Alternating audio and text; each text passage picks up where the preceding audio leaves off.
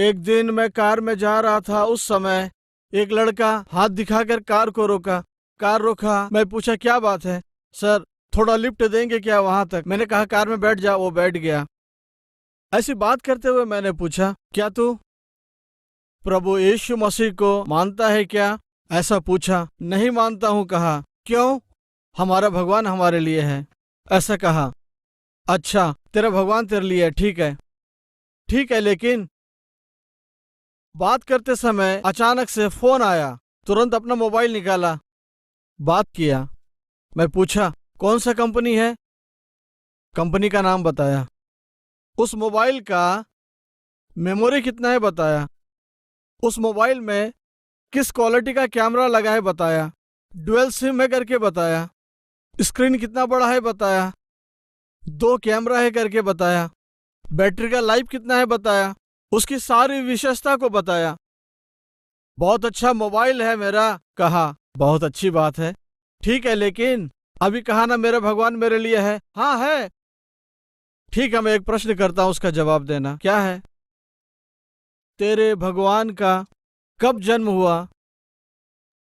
कब जन्म लिया है कहने से, कब जन्म लिया है कहने से मुझे नहीं मालूम। अच्छी बात है।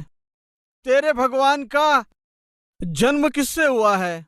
किससे जन्म हुआ है कहने से मुझे नहीं मालूम। ठीक है, क्यों जन्म लिया? क्यों जन्म लिया बोलने से मुझे नहीं मालूम। इस धरती पर कितने समय तक रहा? ना जाने कितने समय रहा होगा, मुझे क्या मालूम। ठीक है, अभी है कि मर गया? हाँ मर गया। वो कैसे मालूम? उनका समाधि है, उतना ही मालूम है। तेरे लिए कुछ किया है क्या? मेरे लिए वो क्या करेगा? ये बड़ी अजीब बात है। क्या बोल रहे हैं आप? जो मर गया वो मेरे लिए क्या करेगा? फिर तू किस पर विश्वास कर रहा है? उसी पर विश्वास कर रहा हूं। कब जन्म लिया नहीं मालूम। कहाँ जन्म लिया नहीं मालूम। क्यों जन्म लिया नहीं मालूम। किससे जन्म हुआ नहीं मालूम। कितने दिन इस धरती पर जिया नहीं मालूम। तुझे केवल इतना मालूम है कि वो मर गया। मेरे पिता मुझे बहुत प्रेम करते थे। मैं जो भी मांगता था उसे मना किए बिना खरीद कर मुझे देता था। मेरे पिता के भरोसे से जो मुझे चाहिए था मैं कहता था डैडी। वे कहते थे क्या है? मुझे एक साइकिल चाहिए, खरीद कर देते थे। मुझे पैसा चाहिए, कितना चाहिए कहकर दे देते थे। लेकिन मेरे पिता मर गए, उनका समाधि किया गया। अभी मैं अपने पिताजी के समाधि के पास जाकर या उसके फोटो के पास जाकर कहूं पिताजी, गलती से मेरे पिता के फोटो में से, क्या बेटा अगर कहेगा तो मैं तुरंत भाग जाऊंगा। क्या बात है, मेरे पिताजी बात कर रहे हैं। मरे हुए मेरे पिताजी के फोटो के पास जाकर पिताजी मुझे साइकिल चाहिए, देगा क्या मेरे पिताजी? मरा हुआ मेरे पिताजी क्या साइकिल देगा? मरा हुआ मेरे पिताजी क्या मुझे पैसे देगा? मेरे पिताजी ही मरने के बाद मेरे लिए कुछ नहीं कर सकता। मरा हुआ भगवान मनुष्य के लिए क्या कर सकता है? जीवित मनुष्य के लिए जीवित परमेश्वर ही चाहिए। अभी मेरा एक प्रश्न है, जिस पर आप विश्वास कर रहे हैं, जिसकी आप आराधना करते हैं, जिस पर आप विश्वास करते हैं आपके कष्टों को दूर करेगा, ऐसा सोच रहे हैं, क्या आज सजीव है? जीवित है कहने से नहीं है। क्यों, क्या हो गया? क्योंकि उसकी समाधि कहाँ है हमें मालूम है ना। कहाँ पे समाधि किया गया है हमें मालूम है। मैं बता रहा हूं ना, मसीह खानदान में मेरा जन्म नहीं हुआ है। इस सृष्टि को पूजा करने वाले खानदान में मेरा जन्म हुआ है। लेकिन मुझे मेरे इन प्रश्नों का जवाब नहीं मिला। जीवित मनुष्य के लिए जीवित परमेश्वर ही चाहिए। जीवित रोगी के लिए जीवित डॉक्टर ही चाहिए। डॉक्टर एक समय में कितना भी बड़ा हो, कितना भी बड़ा इलाज किया हो, मरने के बाद अस्पताल में उसका फोटो रखने पर भी एक पेशेंट उस फोटो के सामने खड़े होकर डॉक्टर जी आप बहुत प्रसिद्ध डॉक्टर है ना, मेरे दादा का आपने ही इलाज किया था, मेरी दादी का आपने ही इलाज किया था, मरने के समय में आपने ही दवाई दे करके बचाया था, डॉक्टर जी आपके फोटो के सामने हाथ जोड़ता हूँ, मेरे बुखार को ठीक कर देंगे क्या? आप उस फोटो के सामने कितना भी कहे, हाँ चाहे कुछ भी करे, आपको जवाब नहीं आएगा, क्योंकि जीवित मनुष्य के लिए जीवित परमेश्वर ही चाहिए। उस दिन समस्या के साथ थी और वो समस्या उच्चतम स्तर पर था। समस्या के समाधान की जानकारी के बिना तड़पती एक स्त्री सुनी। किसके बारे में सुनी? मनुष्य की सृष्टि करने वाले परमेश्वर के बारे में, मनुष्य को आने वाली हर एक समस्या का समाधान करने वाले परमेश्वर के बारे में वह सुनी। जिस परमेश्वर ने मनुष्य की सृष्टि की, उसी परमेश्वर ने उस दिन वहां पर उपस्थित था, उस परमेश्वर के बारे में सुनी। एक बात कहकर आगे बढ़ूंगा। मनुष्य को आने वाली समस्या का समाधान करने वाले मनुष्य का सृष्टिकर्ता परमेश्वर ही है। यदि आपका कपड़ा फट जाएगा तो किसके पास ले जाएंगे? बताइए। अगर कपड़ा फट जाएगा तो डॉक्टर के पास नहीं ले जाएंगे, कहाँ ले जाएंगे? कपड़े सिलने वाले टेलर के पास ले जाएंगे। अगर आपका चप्पल टूट जाएगा तो कहाँ लेकर के जाएंगे? मोची के पास लेकर के जाएंगे। अगर आपका किताब फट जाएगा तो उसे कहाँ ले जाएंगे? उस पुस्तक का बाइंडिंग करने वाले के पास ले जाएंगे। अगर ये चश्मा टूट जाएगा तो इसे कहाँ ले जाएंगे? किसके पास ले जाएंगे? चश्मा बनाने वाले के पास ले जाएंगे। आपको अच्छे से मालूम, कपड़ा फट जाएगा तो किसके पास ले जाना है? चप्पल टूट जाएगा तो किसके पास ले जाना है? आपका किताब फट जाएगा तो किसके पास ले जाना है? अच्छे से मालूम है। अब एक प्रश्न, यदि आपका जीवन ही खराब हो जाएगा तो किसके पास ले जाएंगे? उस जीवन को देने वाले परमेश्वर के पास ही ले जाना है। अब मेरा एक प्रश्न है, कौन है वह परमेश्वर? मनुष्य का सृष्टि करने वाला परमेश्वर कौन है? यह प्रश्न कभी आपके मन में आया? आपका सृष्टिकर्ता परमेश्वर कौन है? यह प्रश्न कभी आपके मन में आया? मुझे आया। वो परमेश्वर कौन है मैंने जान लिया। इसलिए मैं यहाँ खड़े होकर बड़े हिम्मत के साथ कहता हूं, आज मेरा एक प्रश्न है, आपकी समस्या का जवाब देने वाले परमेश्वर को तो जान लिया है क्या? उस दिन 12 वर्ष से, बड़े लंबे समय से किसी को नहीं बता सकने वाली समस्या से गुजरने वाली वह स्त्री जान ली है। उसकी समस्या का जवाब देने वाला उसके सृष्टिकर्ता परमेश्वर को, उस परमेश्वर के बारे में सुनी। किसी ने उसे बताया, सब प्रयत्न कर चुकी है, एक बार यीशु मसीह के पास आकर के देख। क्या खास बात है उसमें? वो मनुष्य को सृष्टि करने वाला है, आपको और मेरे को सृष्टि करने वाला है। कैसे बता सकते हैं? यदि वो आपकी सृष्टि किया है तो वो आपकी समस्या को दूर कर सकता है। यदि वो आपकी सृष्टि नहीं किया है तो आपकी समस्या को आपके लिए ही छोड़कर चला जाएगा। बहुत प्रयत्न किया, कहां कहां नहीं गया। एक बार यीशु मसीह के पास आकर देख।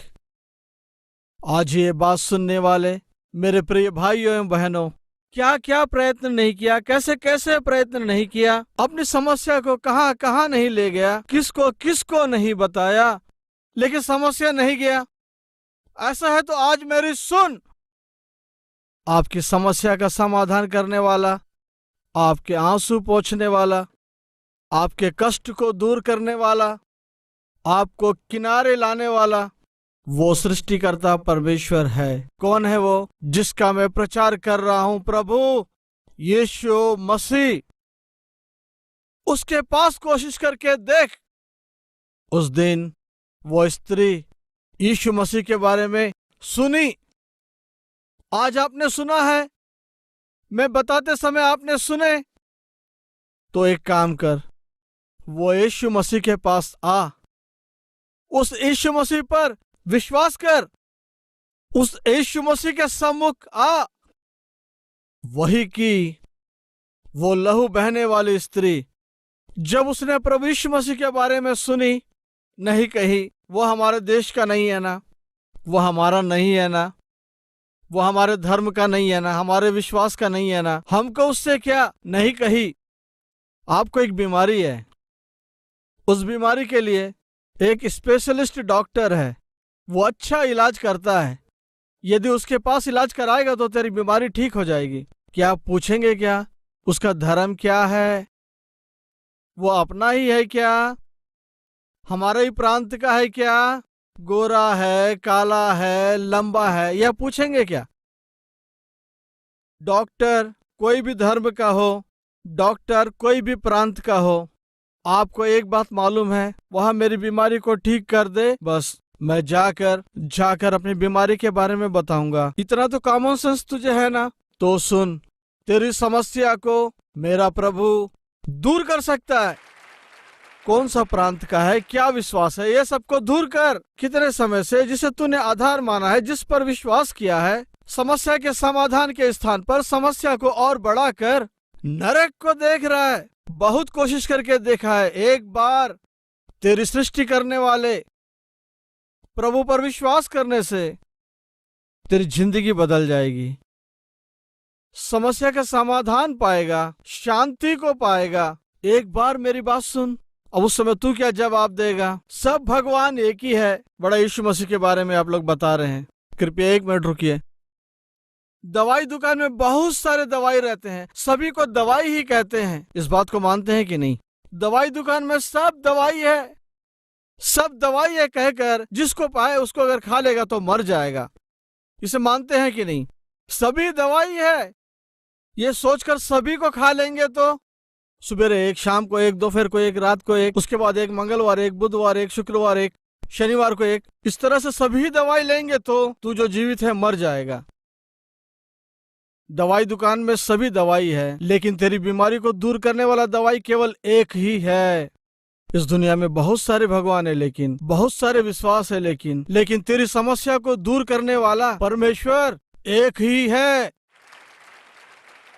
दुकान में बहुत सारी दवाई रहने पर भी बीमारी को ठीक करने वाला दवाई एक ही है। उसी प्रकार इस दुनिया में कितने भी रहने पर भी तुझे ठीक करने वाला एक ही है। वो एक कौन है उसे मैंने जान लिया है, वो प्रभु यीशु मसीह है। वो यीशु मसीह के पास क्यों नहीं जाना चाहिए?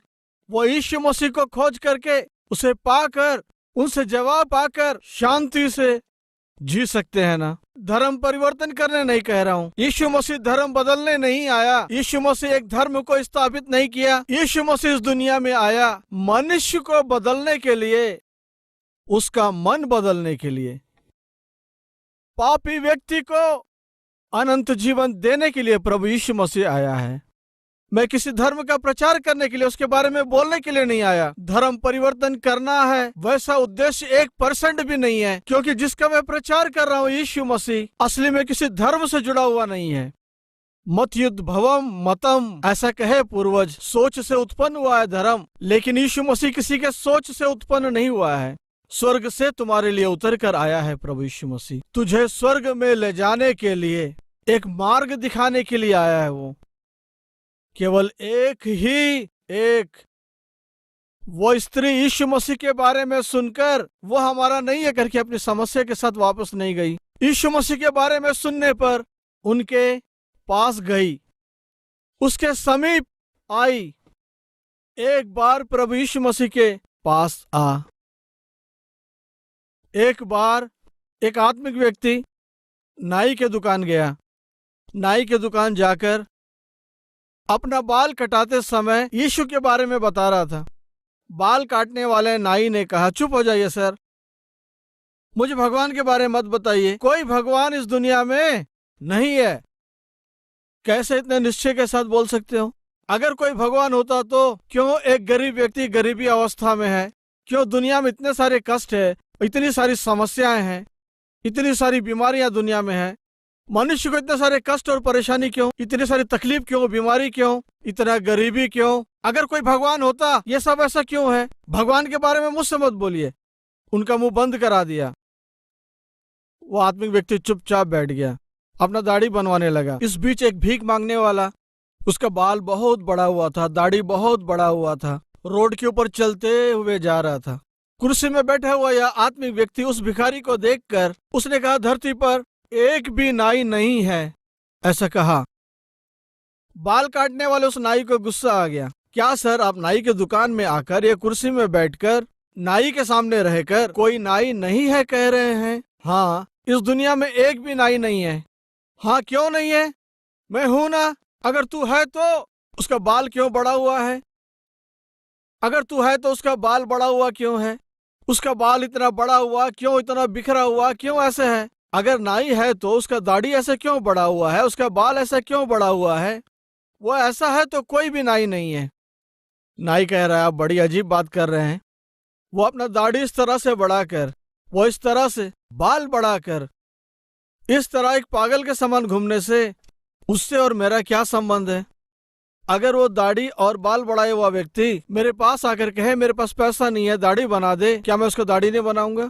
थोड़ा मेरा बाल काट दे तो क्या मैं उसका बाल नहीं काटूंगा? वो मेरे पास नहीं आया इसलिए मैं उसके लिए कुछ नहीं कर पा रहा हूं। अगर वो मेरे पास आएगा मैं अच्छे से उसका बाल काट देता।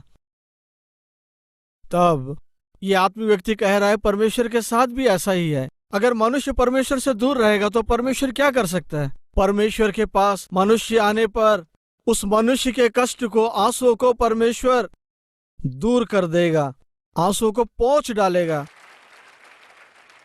जितनी समस्या को तू बताया उस सबका समाधान है। कब? समस्या में फंसा हुआ व्यक्ति समस्या को दूर करने वाले परमेश्वर के पास आना चाहिए ना। अगर मनुष्य परमेश्वर के पास नहीं आएगा तो अपनी समस्याओं में ही रहेगा ना, अपने कष्टों में ही रहेगा ना, अपने संकट में ही तड़पता रहेगा ना। मनुष्य परमेश्वर के पास आना चाहिए ना। दाढ़ी बड़ा हुआ व्यक्ति, बाल बड़ा हुआ व्यक्ति मेरे पास आएगा तो बाल काटूंगा, मेरे पास नहीं आएगा तो मैं क्या करूंगा? उसी प्रकार से परमेश्वर कह रहा है, इस दुनिया में संकट में, कष्ट में, विपत्ति से पड़ा हुआ व्यक्ति यदि मेरे पास आएगा तो उस मनुष्य को मैं समाधान दूंगा। आज आपसे यही कह रहा है मेरे प्रिय बहन और भाई, परमेश्वर के पास आएगा तो, तू प्रभु के पास आएगा तो, अपनी समस्या को लेकर आएगा तो उस समस्या का समाधान के लिए मेरा प्रभु तैयार है। वही काम की है। 12 वर्ष से, बहुत लंबे समय से किसी को नहीं बताने वाली समस्या से पड़ी वो स्त्री यीशु मसीह के पास आई। सबसे पहले सुनी, दूसरा वो आई। आने के बाद यीशु मसीह को देखी। यीशु मसीह के चारों ओर बहुत सारे लोग थे।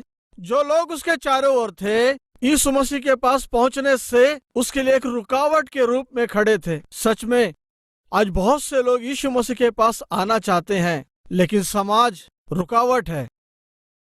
मनुष्य लोग रुकावट बन रहे हैं, रिश्तेदार रुकावट बन रहे हैं, धर्म रुकावट बन रहा है, उनका अंधविश्वास उनके लिए रुकावट बन रहा है। प्रभु के पास आने के लिए आशा है लेकिन अनेक रुकावटें हैं। आज के दिन तेरे समस्या का समाधान करने वाला, तेरे आंसू पोंछने वाला, तुझे चंगा करने वाला, तेरे पाप में जीवन को पवित्रता में बदलने वाले परमेश्वर के पास आना है। सोच रहा है लेकिन तेरे लिए क्या रुकावट है? जो पाप तूने किए हैं, क्या तेरे अवैध संबंध, क्या तेरे आदतें, क्या तेरा पापी जीवन तुझे परमेश्वर के पास आने से, मन फिराने से, जीवन बदलने से रुकावट बन रहा है? क्या है तो उसे आज जीतना है। उस दिन समस्या के साथ वो स्त्री यीशु मसीह के पास आने पर उसके चारों ओर समाज एक रुकावट था। क्या कर सकती हूँ बोलकर वापस नहीं गई, ऐसा बोलकर समझौता नहीं की। वो समस्या बहुत गंभीर था इसलिए कैसे भी करके आज मैं प्रभु से जवाब पाऊंगी। दूर से प्रभु यीशु मसीह को देखकर, उसकी बातों को सुनकर उसे प्रभु पर विश्वास हुआ, उसे प्रभु पर भरोसा हुआ। उस महिमामय परमेश्वर को देखने पर दूर खड़ी उस स्त्री को एक भरोसा हुआ। क्या भरोसा मालूम है? यह महान परमेश्वर, मुझे छूने की जरूरत नहीं है, मैं जाकर उनके वस्त्र के छोर को छू लूंगी तो बस चंगी हो जाऊंगी। सुनी, आई। समाज रुकावट बनकर उसे आगे नहीं जाने देने पर उसने क्या किया मालूम? धीरे धीरे जो रुकावटें अर्थात उन मनुष्यों पर जीत कर धीरे से जाकर यीशु मसीह के वस्त्र के छोर को छू ली। जब प्रभु यीशु मसीह के वस्त्र के छोर को छुई, जो महिमा उनमें थी, वो सामर्थ उस बीमारी को चंगा कर दिया। मेरा प्रभु महिमा स्वरूप है, उसकी महिमा कैसे भी व्यक्ति को ठीक कर सकता है। सुनने से नहीं होगा, केवल आने से नहीं होगा, तो उसके पास आकर उसमें जो शक्ति उसमें है उसे पाना है, उसमें जो सामर्थ है उसे पाना है, उनमें जो महिमा है उसे पाना है, उनमें जो चंगाई है उसे पाना है। डॉक्टर के पास जाने से नहीं होगा, डॉक्टर के बारे में सुनने से नहीं होगा, केवल डॉक्टर के पास जाने से नहीं होगा। डॉक्टर के पास जाकर अपनी बीमारी को बताने के बाद तब डॉक्टर क्या करेगा? दवाई लिखेगा। अब तू क्या करेगा? उनके द्वारा लिखा दवाई को तुझे निश्चित रूप से खाना है, निश्चित रूप से उसे तुझे लेना है। उस पर्चे में लिखा हुआ दवाई को जाकर दवाई दुकान से लेना है, और उसको दवाई लिए बिना, वो दवाई तुझ में प्रवेश किए बिना तू चंगा नहीं होगा। उस दिन वो लहू बहने की रोग वाली स्त्री प्रभु के बारे में सुनी, प्रभु के पास पहुंचकर विश्वास के साथ उसके चरणों के पास में गई। केवल गई ही नहीं, परंतु उसके वस्त्र के छोर को छुई। जो महिमा प्रभु के अंदर थी, उसके अंदर जो शक्ति थी, उसके अंदर जो सामर्थ्य थी, उस स्त्री में प्रवेश किया। आज आपके जीवन में भी उसकी शक्ति प्रवेश करने के लिए, उसकी महिमा प्रवेश करने के लिए, उसका प्रभाव प्रवेश करने के लिए, उसकी क्षमा प्रवेश करने के लिए, उसके द्वारा मिलने वाला समाधान प्रवेश करने के लिए, उसके पास असीमित समाधान है, अनंत महिमा है, अत्यधिक प्रभाव है। उस स्त्री के समान आज तो गहराई से प्रभु के बारे में सुना हुआ, तो मसीह के बारे में सुना, तो उसके चरणों के पास आया हुआ, तो जैसा आया वैसे लौट कर नहीं, परंतु क्षमा पाएगा तो कितना अच्छा रहेगा। जैसा आया है वैसे लौट कर नहीं, परंतु समाधान पाकर जाएगा तो कितना अच्छा रहेगा। जैसा आया है वैसे लौट कर नहीं, परंतु प्रभु के सम्मुख विश्वास से आया तो उसके द्वारा जवाब पाकर जाएगा तो कितना अच्छा रहेगा। उस दिन वो स्त्री अपनी समस्या के साथ आई, समस्या के साथ वापस नहीं गई, परंतु समाधान के साथ गई। कारण क्या है मालूम? जिससे मिलना है उसी से वो मिली, जिसके पास पहुंचना है उसी के पास पहुंची, जिस पर विश्वास करना है उसी पर विश्वास करी। जो जवाब दे सकता है उसी ने जवाब दिया, साबित कर दिया। मनुष्यों की समस्याओं का समाधान केवल मात्र परमेश्वर ही दे सकता है। उसके जीवन में कार्य करने के द्वारा वो साबित कर दिया। आपके जीवन में भी साबित करने के लिए वो तैयार है। जवाब पाने के लिए क्या तू तैयार है?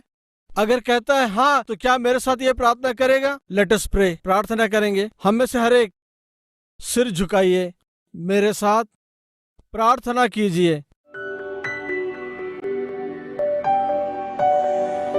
महान पवित्र प्रेमी परमेश्वर पिता, जितने लोग बहुत प्रयत्न करने के बाद भी जीत नहीं सकने वाले समस्या से, पाप से, कितने वर्षों से, कितने सालों से नहीं जीत सकने वाले पापों से, नहीं जीत सकने वाले आदतों से, ठीक नहीं होने वाली बीमारी से, चाहे जो भी हो, आप अपने बच्चों से मिलिए पिता। अपने बच्चों को स्पर्श करिए प्रभु। अद्भुत कार्य करते हुए जो लोग छुटकारा चाहते हैं, जो लोग जवाब चाहते हैं, और जो लोग चंगाई को चाहते हैं, और जो पवित्रता का जीवन चाहते हैं, उन्हें पवित्र कर पिता। चंगाई दे प्रभु, क्षमा कर पिता। अब से आपके लिए एक गवाह के रूप में सीधाई से पवित्रता के साथ जीने की शक्ति दीजिए प्रभु। उसके द्वारा आपके नाम को महिमा मिले पिता। आपके लिए गवाह के रूप में खड़ा करेंगे करके यीशु के नाम से मांगते हैं पिता, आमीन।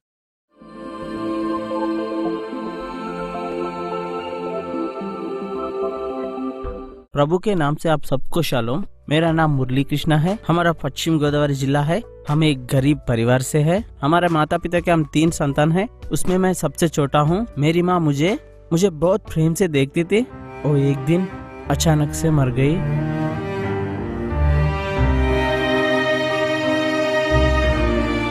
तब से मैं माँ के प्रेम से दूर हो गया। मैं बहुत दुखी था उस समय। मेरे पिताजी फिर से दूसरे शादी कर लिया। लेकिन वो भी मुझे माँ का प्रेम नहीं दे सकी। जब बहन को कोई रिश्ता आता था, लेकिन हम लोग शादी भी नहीं करने की स्थिति में थे, ऐसे समय में मैं अपनी पढ़ाई छोड़कर घर के परिस्थिति को देखकर मैं एक मिस्त्री के पास काम करने के लिए जाता था। काम में तो जाता था, लेकिन मुझे बहुत प्रेम करने वाली माँ के प्यार को खो दिया, इसका मुझे बहुत दुख था।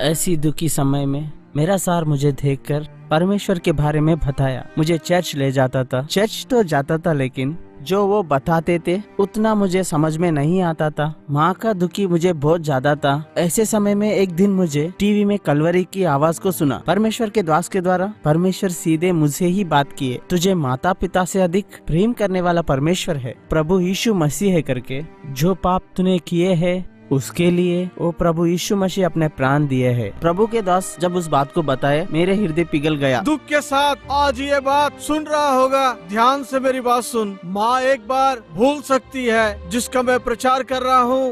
वो प्रेमी पिता तुझे भूल नहीं सकता, तुझे छोड़ नहीं सकता, तुझसे बहुत प्यार करने वाला पिता है। बाइबल कहती है, देख तेरा चेहरा अपने दाहिने हाथ में खोद कर बनाया हूँ।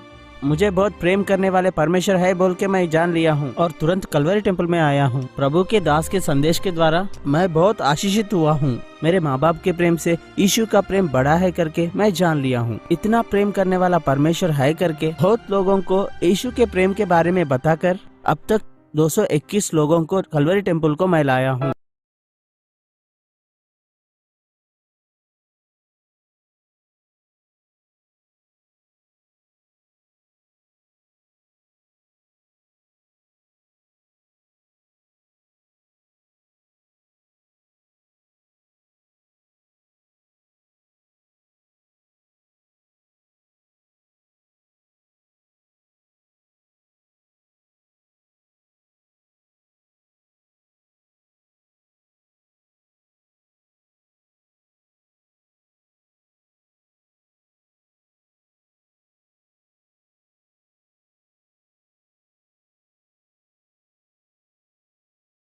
हर रविवार को अपने साथ 1 या 2 जन को किसी न किसी को परमेश्वर के भवन में लाता हूँ। मैं तो प्रभु के प्रेम को थोड़े ही लोगों को बता सकता हूँ। कलवरी के आवाज के द्वारा लाखों लोगों को प्रभु के प्रेम पहुँचा सकता हूँ। अभी तक 4 बार कलवरी की आवाज को सहायता कर चुका हूँ। परमेश्वर के राज के सुसमाचार के लिए मैं जितना प्रयास किया हूँ, परमेश्वर भी मुझे उतना आशीष दिया। स्वयं का काम करने की शक्ति परमेश्वर ने मुझे दिया है। स्वयं का घर भी परमेश्वर मुझे दिया है।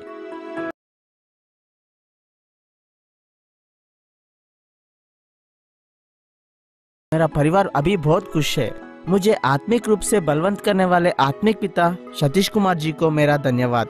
माँ के प्यार से दूर हुआ मुझे माता पिता के प्रेम से बढ़कर प्रेम करने वाला यीशु मसीह को सारी महिमा आदर देते हैं। माँ को खोकर उसके प्रेम को कोई भर नहीं सकता, ऐसा सोचकर एक व्यक्ति टीवी में कलवरी की आवाज कार्यक्रम के द्वारा परमेश्वर के स्वच्छ प्रेम के बारे में सुनकर कलवरी टेम्पल आकर माँ के प्रेम से बढ़कर, पिता के प्रेम से बढ़कर बहुत श्रेष्ठ परमेश्वर पिता का प्रेम ऐसा जानकर अपना जीवन प्रभु को सौंप दिया। उसके फलस्वरूप पिता परमेश्वर के द्वारा दिया गया जो शांति, समाधान, आनंद पिता परमेश्वर ने दिया, उसे अकेले नहीं परंतु दूसरे भी अनुभव करने के लिए अनेक लोगों को प्रभु के सम्मुख में लाने लगा। एक अद्भुत सवालों से जुड़ा हुआ गवाही देते हुए अब तक लगभग 220 लोगों को जीवित परमेश्वर के सम्मुख लेकर के आया। उतने के साथ ही नहीं रुका, उसने कहा मैं तो 220 लोगों को ही प्रभु के पास ला सका, लेकिन यदि मैं कलवरी की आवाज की सहायता करूं तो लाखों लोगों तक सुसमाचार को पहुंचाकर हजारों लोगों को प्रभु के पास लाने वाला होऊंगा करके कलवरी की आवाज को कई बार उन्होंने सहायता किया। हमारा address Calvary, post box number 30, Kukatpally, Hyderabad 72।